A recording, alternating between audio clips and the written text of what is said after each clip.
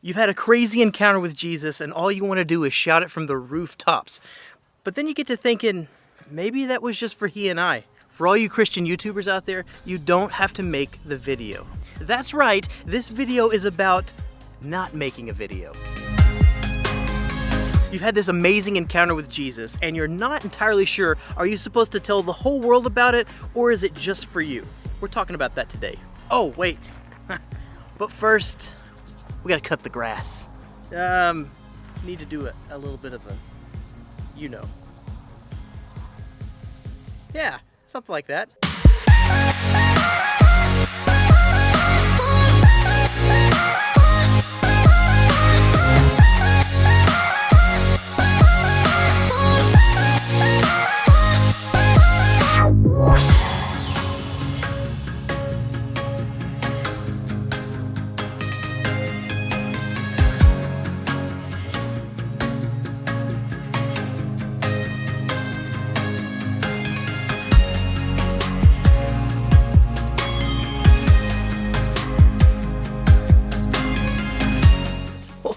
You've had this encounter with Jesus, and it's been in your upbringing that you're supposed to share everything that you have with the world around you because that's what we do.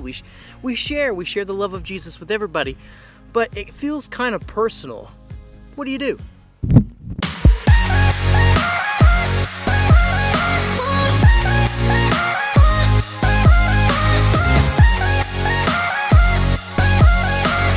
I'm only broaching this subject because this is exactly what happened to me.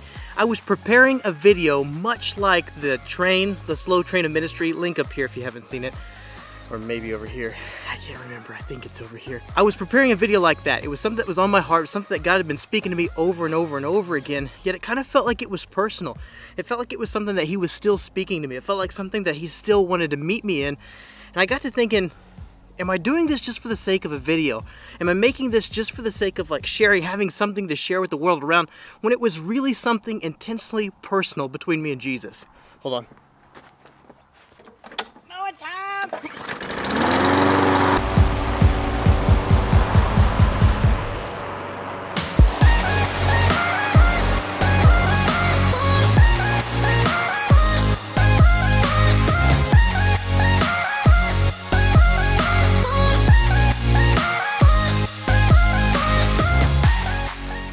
And that's really what I want to get at. Just because Jesus said something to you doesn't mean that you have to broadcast it across the airwaves. It might just be for you. For instance, I'd say maybe 20-30% of the things that he says to me is something that I share. Hold on.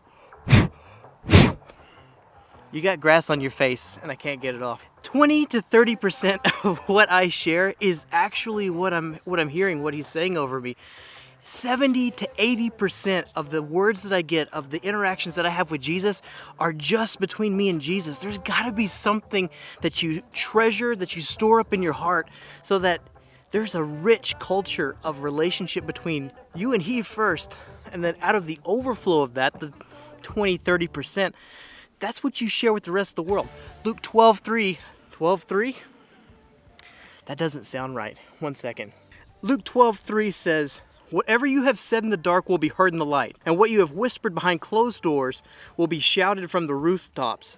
The rooftops? The rooftops? The rooftops for all to hear. That means the stuff that happens between you and Jesus behind closed doors will actually be on the outside for all to see. Nothing is hidden in God.